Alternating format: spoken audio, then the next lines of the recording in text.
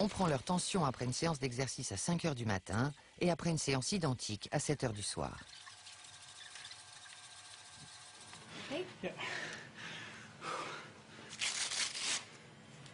Les résultats montrent une différence notable. Faire de l'exercice l'après-midi conduit à une diminution de la tension de 10 à 11%, alors que le matin, la tension reste identique ou augmente même légèrement. En changeant simplement l'heure à laquelle vous faites du sport, vous pourriez donc réduire nettement votre tension. L'exercice n'a pas besoin d'être intense. Quand on a déjà une tension élevée, le simple fait de marcher permet de la faire baisser.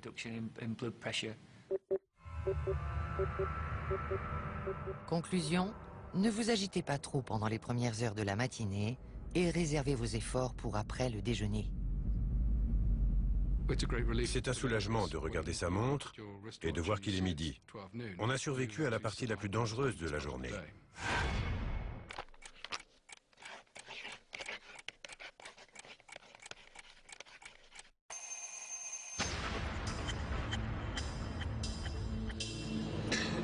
Tout au long de la journée, notre corps est profondément influencé par l'horloge biologique.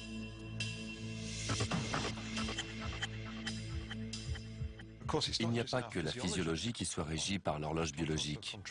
Le cerveau l'est aussi, et donc la réflexion, la concentration, l'imagination. Jusqu'à midi environ, je suis très performante. Je suis le plus performant en milieu de matinée.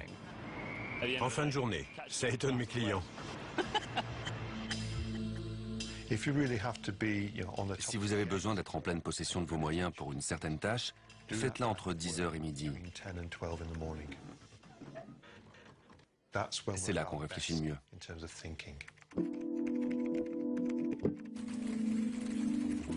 Les chercheurs commencent à mieux comprendre pourquoi notre cerveau est plus en forme en milieu de matinée. Notre horloge biologique gouverne le fonctionnement de notre cerveau de différentes façons. Elle régule entre autres la production d'une hormone, le cortisol, qui a un fort effet stimulant.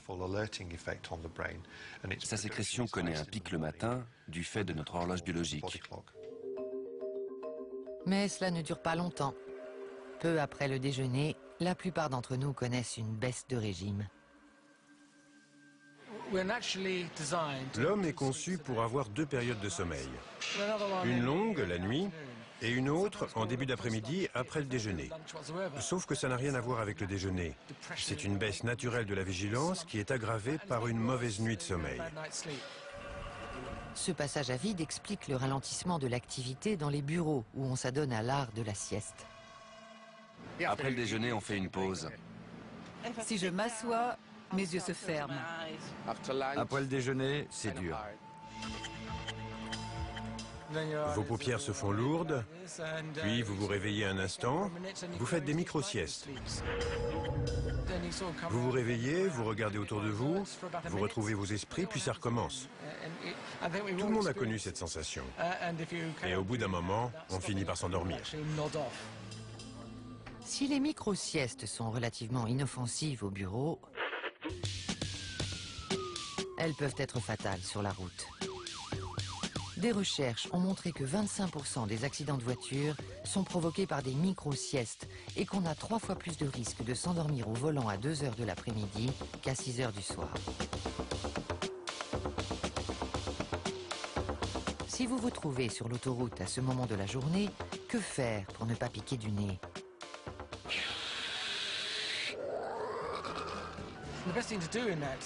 La meilleure chose à faire, c'est de prendre une ou deux grandes tasses de café. Là, vous avez 20 minutes avant que la caféine fasse son effet. Oubliez l'air frais et l'exercice.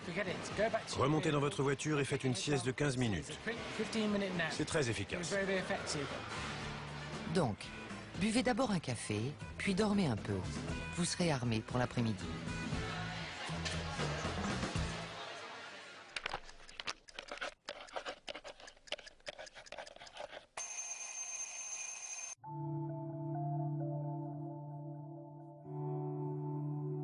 Vous avez survécu aux heures dangereuses du début de matinée et au piège de l'après-déjeuner. À mesure que l'après-midi avance, vos rythmes changent de nouveau pour vous préparer à la seconde partie de la journée. Ces changements de rythme sont gouvernés par l'horloge biologique centrale située à l'intérieur du cerveau. Pas plus grande qu'un grain de riz, elle se compose d'un groupe de cellules contrôlées par des gènes particuliers, les gènes de l'horloge. Sur une durée de 24 heures, ces gènes sont activés et désactivés régulièrement, marquant ainsi l'heure et indiquant au reste du corps ce qu'il doit faire. Un peu comme des chefs d'orchestre. Ils produisent un tempo régulier sur lequel les musiciens se règlent, de façon à obtenir une symphonie, et non une cacophonie. Voici à quoi ressemble cette horloge en action. Michael Hastings, du Conseil britannique de la recherche médicale, a photographié l'activation et la désactivation des gènes de l'horloge dans des tissus cérébraux sur une durée de 10 jours. Au rythme du battement de l'horloge, l'image apparaît, disparaît, réapparaît, et ainsi de suite. La première fois que j'ai vu ça, ça m'a stupéfait. On pouvait enfin observer directement ce monde secret. Cette horloge est bien plus précise pour mesurer le temps que presque toutes les autres formes de biochimie. C'est un mécanisme vraiment extraordinaire. Des découvertes récentes ont montré qu'il y a d'autres horloges que celles du cerveau. Il y a des horloges biologiques dans pratiquement toutes les parties du corps. Le cœur, les poumons, le foie, les reins. Tous les organes ou presque possèdent une horloge biologique. Comprendre les rythmes des différents organes a permis aux chercheurs de révolutionner le traitement des maladies. Chaque organe peut désormais être traité en fonction de son rythme. Peut-être pourra-t-on ainsi guérir une maladie si répandue dans le monde moderne qu'elle touche une personne sur 3, sous une forme ou une autre, au cours de sa vie.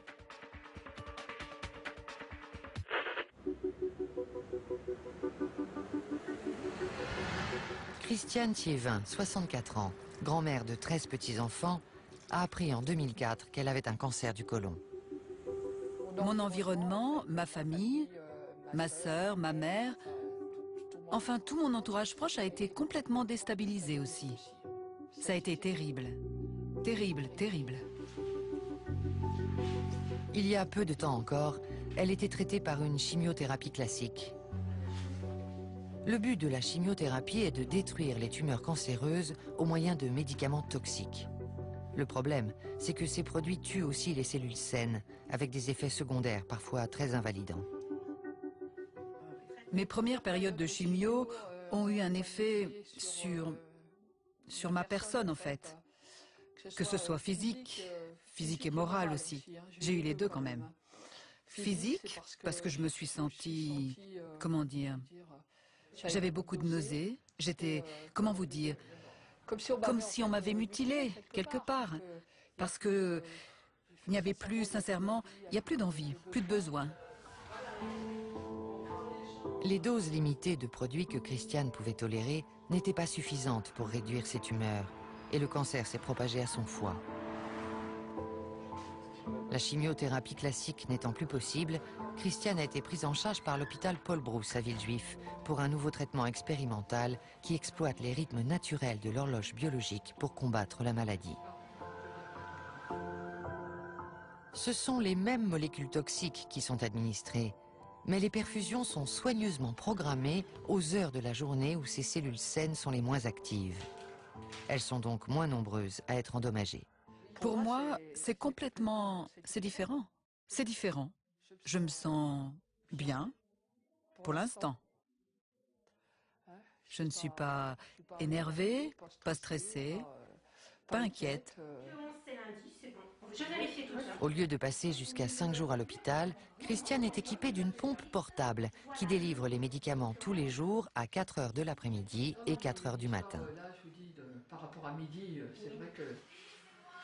Les analyses de sang effectuées après la première cure sont encourageantes.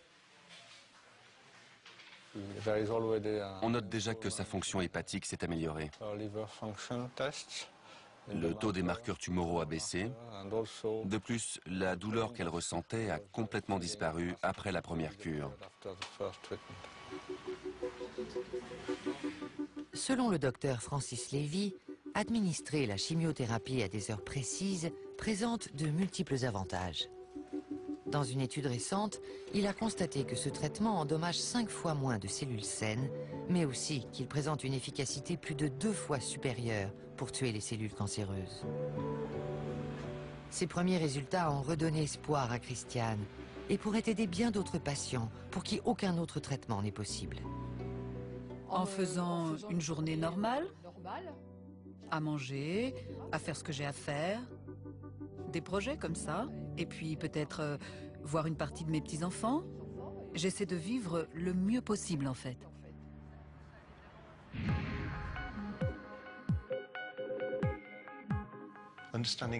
Comprendre comment l'horloge biologique influence les maladies permet de mettre au point des médicaments et des traitements qui exploitent ce mécanisme pour trouver le talon d'Achille de différentes pathologies.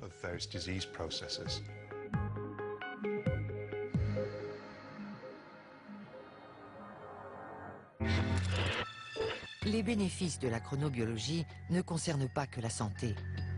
Au cours des prochaines heures, alors que l'après-midi cède la place au soir, comprendre vos rythmes corporels peut vous aider à prendre du bon temps, que ce soit en améliorant votre vie sexuelle ou en trouvant le moment idéal pour prendre un verre. Mais avant que la fête commence, il va falloir s'activer un peu.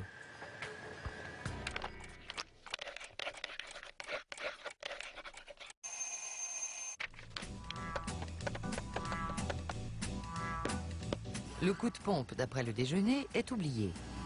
À ce moment de la journée, votre température corporelle et votre vivacité d'esprit augmentent. Vous savez déjà qu'il faut éviter de faire de l'exercice le matin pour des raisons de santé, mais quand devriez-vous programmer votre séance de sport pour obtenir les meilleures performances? Je préfère faire du sport le matin. Le soir. Tôt le matin. Le matin. Si j'en fais, c'est le matin. Jamais. Pour les professionnels, choisir le bon moment de la journée peut être essentiel pour la performance sportive. En cyclisme, le record de l'heure est réputé comme l'épreuve la plus difficile. Il consiste à parcourir la plus grande distance possible en 60 minutes. Le record de l'heure occupe une place spéciale dans le cœur des cyclistes, car c'est l'épreuve la plus pure, un homme seul contre la montre. Vous vous poussez jusqu'à la limite de vos forces. Et vous y restez pendant 1 heure. Pour Chris Boardman, ancien médaillé d'or et champion du monde, c'était l'épreuve suprême. Et choisir le bon moment était crucial. En début de soirée, j'étais à mon meilleur niveau. Non seulement les compétitions, mais aussi les entraînements étaient programmés le soir. Je souffrais moins. Je pouvais me pousser plus loin, alors qu'en faisant la même chose le matin, il n'y avait pas d'adrénaline. Rien pour atténuer la sensation